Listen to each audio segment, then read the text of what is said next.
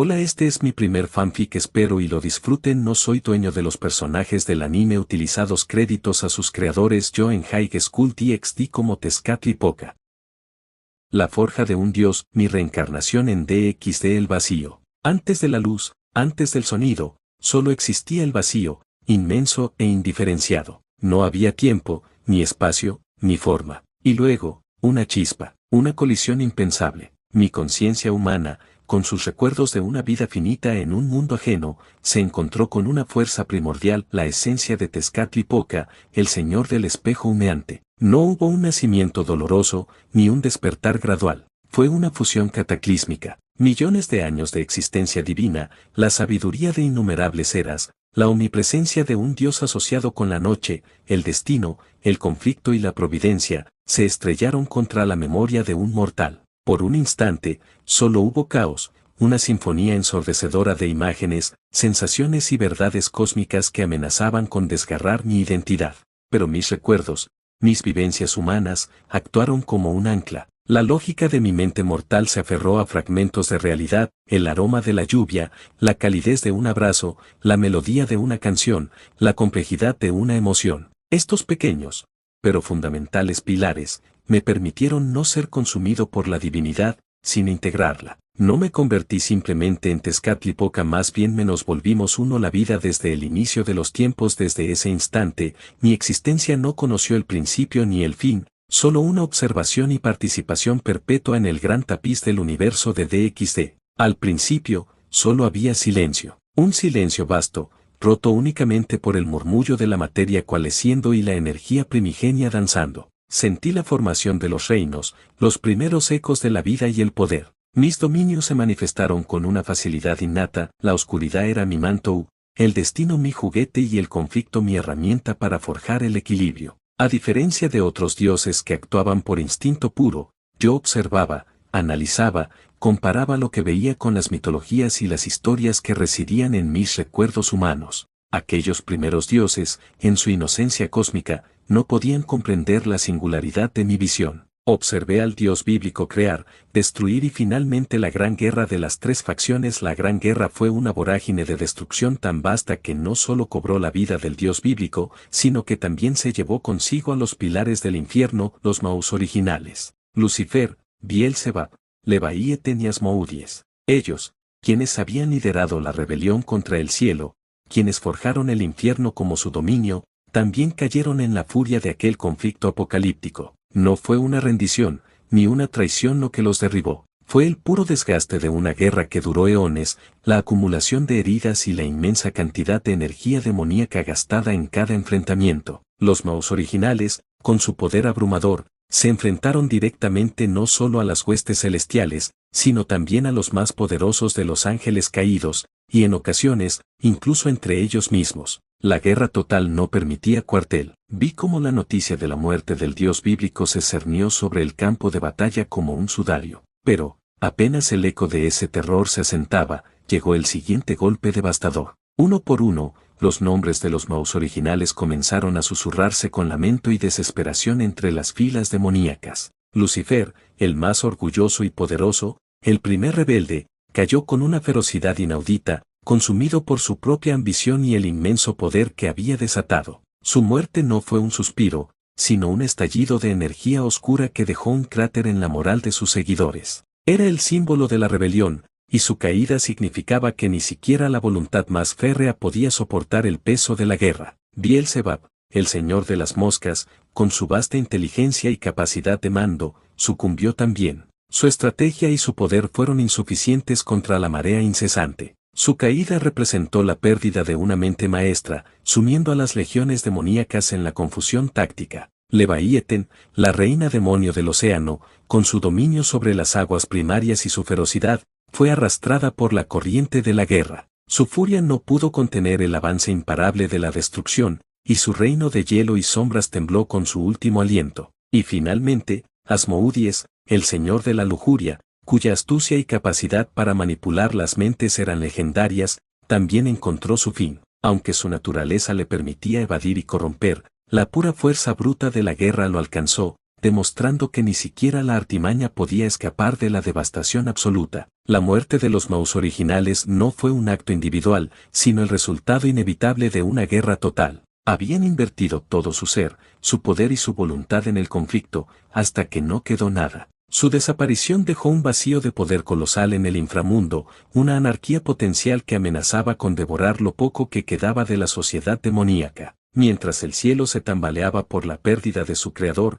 el inframundo se sumergía en un caos propio. Las batallas internas por el poder estallaron casi de inmediato tras la caída de sus líderes, exacerbando la herida abierta por la guerra contra los ángeles y ángeles caídos. La sociedad demoníaca, basada en el poder y la jerarquía, se encontraba sin una cabeza clara, con innumerables aspirantes luchando por la supremacía. Fue este doble golpe, la muerte del dios bíblico y la aniquilación de los Maus originales, lo que finalmente forzó un alto el fuego. Las tres facciones estaban exhaustas, diezmadas y sin sus líderes fundamentales. La continuidad de la guerra solo habría llevado a la aniquilación mutua. Así, la Gran Guerra no solo marcó el fin de una era, sino también el comienzo de otra. Una era donde los remanentes de las grandes facciones tuvieron que reconstruirse desde las cenizas, adaptarse a un mundo sin sus figuras fundacionales y encontrar nuevos líderes que pudieran guiarlos hacia un futuro incierto. Después viajé por los reinos, observando a los dioses nórdicos forjando su Asgard,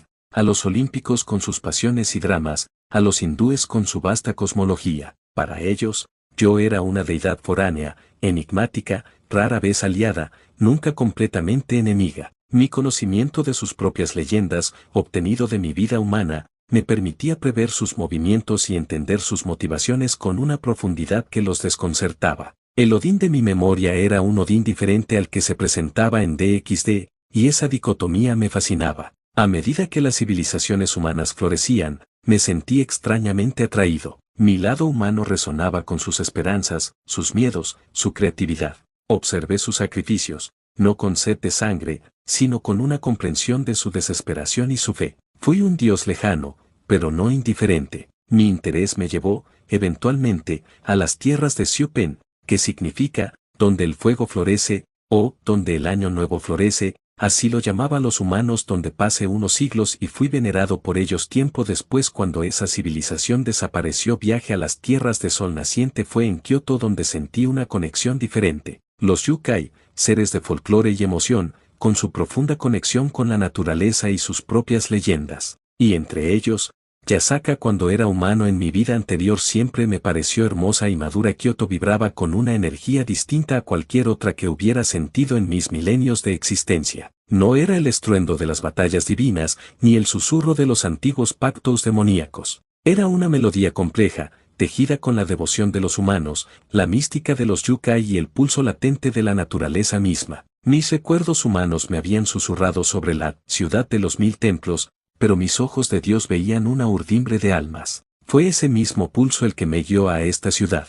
Mi llegada no fue anunciada, sino sentida, una abrumadora aura que emanaba de mi solo presencia. Los primeros en encontrarme fueron los protectores del santuario principal, un grupo de yukai de aspecto formidable, Tengu de imponentes alas, monjes con Ainú de mirada severa y astuta se interpusieron en mi camino, sus auras tensas con una cautela palpable. «Detente ahí, forastero». La voz resonó con la autoridad de un trueno. Era Sigure, un anciano Tengu de barba blanca y ojos penetrantes, el líder de la guardia de Kioto. Sus alas se desplegaron ligeramente, creando una corriente de aire. Has entrado sin permiso en los dominios de la Yasaka. Declara tu nombre y tu propósito. Una ligera sonrisa apenas discernible se formó en mis labios. Este nivel de protección era admirable. Soy Tezcatlipoca, respondí como si mi nombre fuera genial y absoluto. Mi objetivo es simple, busco contenido de su conexión con lo espiritual y la naturaleza. Viejo Tengu, respondí, mi voz resonando como una pequeña alaba, pero con un poder sutil que hizo vibrar el aire a mi alrededor. Un murmullo de asombro se extendió entre los yukai. El nombre de Tezcatlipoca era conocido, incluso en estas tierras lejanas, asociado a una antigua deidad y un poder incomprensible para la mayoría. Fue entonces cuando su aura se hizo presente, una energía cálida pero firme, una mezcla de gracia y fuerza que irradiaba desde el corazón del santuario. Los yukai se apartaron, abriendo paso a la figura que se aproximaba. Su piel clara, su cuerpo maduro, su cabello dorado suelto, sus 9 colas moviéndose suavemente tras ella, y sus ojos dorados, llenos de una sabiduría. Iba vestida con un kimono elegante, irradiando una autoridad serena. La miré y pensé, se ve mucho más seria y madura que lo que recuerdo del manga. Tezcatlipoca, dijo Yasaka, su voz melódica pero cargada de una autoridad innegable, sin una pizca de miedo, solo curiosidad y respeto. Es un honor, aunque inesperado, tener a una deidad tan antigua y poderosa en mi dominio. Mi nombre es Yasaka, y soy la protectora de Kioto. Has irrumpido en mi ciudad, y sin invitación te reitero la pregunta de Sigure, ¿cuál es tu verdadero propósito aquí? La observé, permitiendo que mis recuerdos de mi vida pasada me guiaran en la lectura de sus emociones. No había hostilidad ciega, solo una preocupación legítima por su pueblo. Era la líder que mis recuerdos me habían dicho que era. Señorita Yasaka, respondí, mi mirada fija en la suya, omitiendo cualquier formalidad innecesaria. Lo volveré a decir, mi objetivo es simple, busco contenido de su conexión con lo espiritual y la naturaleza. Yasaka no desvió la mirada. Podía sentir que evaluaba cada palabra. ¿Y por qué debería creerte y para qué quieres ese conocimiento? La miré con una sonrisa juguetona y respondí, nada malo, solo soy alguien que aprecia el conocimiento de lo desconocido o lo que me causa curiosidad. Yasaka me miró con cautela y un poco de desconfianza. Muy bien, eres mi invitado, pero tendremos una pequeña charla para saber tus intenciones. La noche había caído sobre Kioto, envolviendo el santuario en una quietud que solo el susurro del viento entre los árboles y el distante murmullo de la ciudad lograban romper. En una sala de reuniones tradicional, iluminada por suaves faroles de papel, me senté frente a Yasaka. A su lado, los yukai que la habían recibido a mi llegada estaban presentes, el sabio Tengu Sigure, la feroz Benka, una monje guerrera Komainu, más directa y con un gruñido subyacente, y la astuta y observadora Kitsune de alto rango, Ayame. La atmósfera era diferente ahora. La tensión inicial se había disipado, reemplazada por una curiosidad calculadora y una vigilancia latente. Yasaka había dejado claro que yo era su invitado, y su juicio era respetado, pero sus consejeros aún buscaban respuestas. Gracias por acompañarnos, Tezcatlipoca, comenzó Yasaka, su voz serena pero con un tono que no admitía evasivas. Mis consejeros y yo deseamos entender más profundamente tu propósito en Kioto. Tu nombre resuena con un poder y una antigüedad que pocos pueden igualar, pero tu presencia aquí es motivo de desconfianza. Te pregunto de nuevo, ¿cuál es tu verdadero propósito aquí, en el corazón de mi dominio? Mis ojos recorrieron a cada uno de ellos y vi sus rostros incómodos y desconcertados a mirar que los cascabeles de mis tobillos resonaban al moverlos, ya que no está acostumbrado a sentarme sobre el suelo. Comprendo tu cautela, Yasaka, y la de tus subordinados, respondí con una sonrisa y mi mirada fija en Yasaka, y entiendo su preocupación, pero no hay de qué preocuparse. Sentí como la energía en la sala cambiaba. Sigure frunció el ceño, Benka tensó ligeramente sus músculos, y Ayame ladeó la cabeza, sus ojos agudos intentando descifrar el velo de mis palabras. No pido su fe ciega. Si quieren pueden vigilarme. Mi presencia aquí no es una imposición. Con el tiempo, mis acciones hablarán por sí mismas. Mi propósito es comprender su paz, la armonía con los humanos y la naturaleza. Yasaka me miró fijamente durante un momento, su expresión indescifrable, y luego una suave sonrisa se extendió por su rostro. Podía sentir su juicio, la balanza inclinándose, la aceptación comenzando a tomar forma en su corazón. Yasaka, pensamientos, su mirada no miente. Hay un enigma, sí, pero también una profunda honestidad. Su poder es vasto, pero su intención parece ser diferente a la de otros dioses. Dirigiéndose a sus consejeros con una autoridad tranquila y una convicción creciente, mis consejeros, he escuchado vuestras preocupaciones y las considero válidas, pero también he sentido la verdad en las palabras de Tezcatlipoca. Su perspectiva única podría ser una gran bendición para Kioto. Le ofreceremos nuestra hospitalidad y permitiremos que observe y investigue, pero con vigilancia de nuestra parte, así que confíen en mi juicio. Unos días después, el encuentro en el jardín, Kunou y el dios enigmático. El sol se filtraba entre las hojas de los viejos cerezos, dibujando patrones danzantes sobre el musgo centenario. Mis pasos me llevaron por un sendero menos transitado del santuario, un lugar donde la energía yukai se sentía más pura, menos tocada por la mano humana. Mi atuendo, un elaborado tocado de plumas vibrantes en tonos verdes, rojos y blancos, se movía ligeramente con la brisa, y la capa de jaguar en mi espalda se mecía con cada paso fluido y ágil.